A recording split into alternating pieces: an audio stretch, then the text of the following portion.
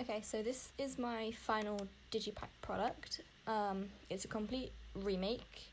I scrapped the original Digipak because I guess it wasn't good enough. So so I started this new one. I have a few new images, but also I kept some of the old ones from the previous Digipak, and I transferred a few techniques from the old one into this one, but also using new ones. Let's start with the front cover because that's most important. So that's this one here. There's quite a few techniques. We'll start with the actual image itself.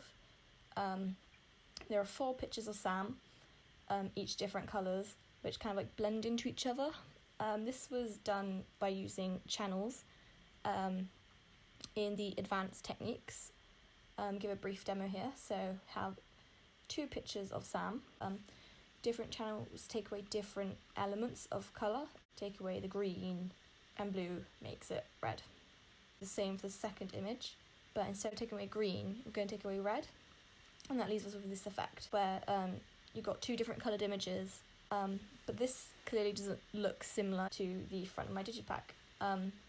This is because as you edit and layer more colours, it changes the overall effect because you've got different colours missing, some more being added. As you can see, there's 3 added on layers of Sam. The original photo of Sam is the one where he's looking straight at the camera with his arms down. That was the base that had nothing changed, it wasn't edited at all. And then this one where it's just Sam's face connected to the base photo. This one was edited slightly. I took the image and I added a blue sort of filter onto it, just so when it changed, when I took away the channels, it made it more blue. But I had to sort of manipulate it through colour as well, using the colour effects. This is what I used to make it a bit more purple, because the aesthetic around indie is usually like purple and pinks, like pleasingly blending colours. And just to add a bit more to it, there are scratches, as you can see. So take those off, makes it more cleaner. It's kind of a convention for indie music to quote-unquote be damaged. The lyrics are quite sad. Back cover consists of 1 image and 1 shape. The shape is this shape down here. I stumbled upon the gradient overlay, and basically what you can do is you can click these little boxes here and select a colour from somewhere, and it will change to be that colour. I use this so I can match it more with the front cover because I wanted them to both reflect each other. I also used this picture here. It's a photo of a jail cell wall, and I used this image because there's a prison throughout the music video, and I thought the thing that was lacking in my old Digipak was it wasn't really linked to the music video. It wasn't clear. There wasn't like a sense of products linking. The back cover also has other conventions.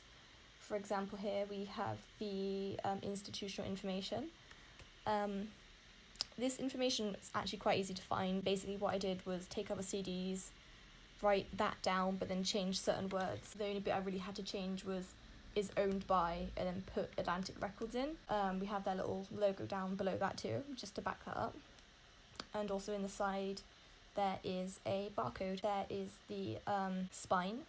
This is a few conventions too. We have the record label. We also have the little logo of my band. At the bottom here, it kind of flew over my head at first, but it's a small code of numbers. But when you put these numbers into Google, it links you directly to the album and the product. So I just thought this would be another cool convention to put in. This one here, the picture of the triangle, this consists of a back image. That's this image. I made a triangle. I believe the triangle is a symbol of power. In symbolism, it stands for the 4 elements, and this technically links it to power of all the elements, so I thought that would be quite useful to use. Using shapes and symbols is quite abstract, and I thought by doing that I can link it to my genre. What I did was I would have a picture of Sam and made sure he was in the triangle by rubbing out any excess. Basically I used this, which gave me the 4 different pictures in each triangle. The purple water behind it is just another aesthetic thing. It's just pleasing, and I think having a background to the triangle just makes it look a lot better, and it gives it more visuals. Next we have the out of bounds panel. It consisted of these two images. I took this bit, I moved a bit closer to him. That was just so I could fit more features in, because I wanted the out of bounds just to link it to like the bear being a rebel type thing. So yeah, the channels, by like taking different colour channels away, that's how I was able to manipulate it to kind of look like he's glitching, kind of like a VHS type glitch, very similar to the front cover. Then this is the middle panel, is possibly one of my favourite. As a whole in this picture, you can see the indie, you can see the alternative. I started off with a picture. This isn't the same picture I used, but just to show, I used the liquefy tool. Basically what you do is just a rough example, just kind of mess it up a little, just wiggle it about, just kind of distort it, so that's that. This image here, the bear, this was my favourite. I basically took this image and I cut him out and I desaturated him. I just wanted to have the picture stand out against a colourful background. I kind of wanted to make it a bit more alternative. So these two spirals on his eyes, those are edited in. As you can see, there are a few glitches here. There's also a few glitches down here in Sam, can't tell, there's a little glitch here, a few there. But basically, these are really, really easy to do. You have to select a area of your image, so let's just use this bit, and you create a copy of it. In order to create the distorted effect you see here, you just have to go into Filter, Distort, and the Wave tool. The Wave tool's one of my favourite tools, mainly because you can mess things up and it creates it just fully enhances the glitchy VHS look, so it actually makes it look like things are distorting and glitching. The number of generators just kind of determines how pixelated and spread it is, so you can obviously change that. The scale, you can change the width of like the little bars, so for example they're wide, the higher you have horizontal, lower, the closer they are together, so just have it like that.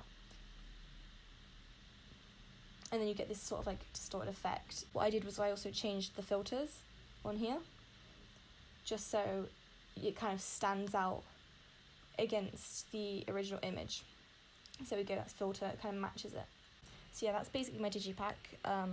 This time I think it's better than my previous Digipak, mainly just because it shows more video manipulation, more techniques, and just a greater variety